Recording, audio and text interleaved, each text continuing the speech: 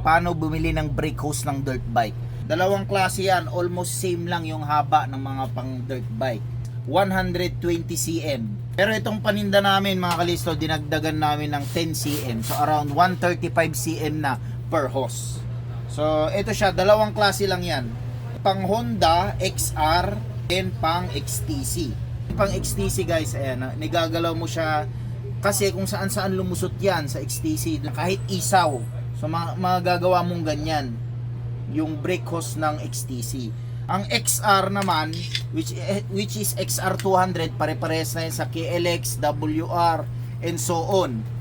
Ito siya, meron lang matigas na PVC sa gitna. Ito siya, ayan siya, matigas. So hindi mo siya ma-flex ng isaw, hindi mo siya ma-letter S, dahil nga matigas tong part na ito.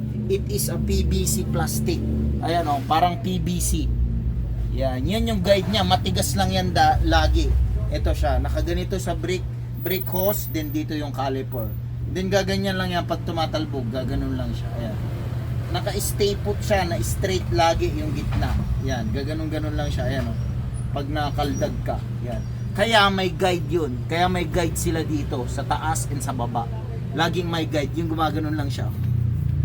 So yung mas mahaba kasi, kaya purpose namin kaya mas mahaba ng 10 cm kasi mahilig yung mga rider na mag-extend, maglagay ng riser at kung ano-ano pang extension na nilalagay sa shock.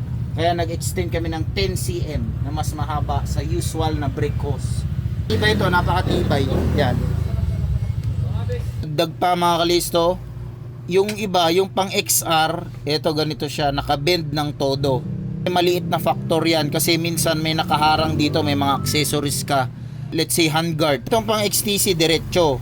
Ang problema dito, minsan meron sila mga gadget, mga nakaklamp, mga additional accessories sa manubela nila nakatabi ng brake master. Ayan, minsan natama ito, kaya yung iba ganito ang binibili, nakabend siya. Ayan, itong butas na to pare-parehas lang guys, kahit sa Mio, sa pang scooter, sa pang trail. Ayan, ito yung universal na banjo bolt. Yan, sasaksak mo ganyan, parehas lang. So pare-parehas lang po yan, basta pang motor. Yung pang XR 200, kung gusto mo naman, pwede naman ito pa rin ang bilihin mo, ikat mo lang yung PVC, iruta mo siya sa gusto mong bend, kung saan mo siya ilulusot. Tatanggalin mo nga lang tong matigas na PVC. So pwede rin pang XR 200 ang ilagay nyo sa iyong dirt bike.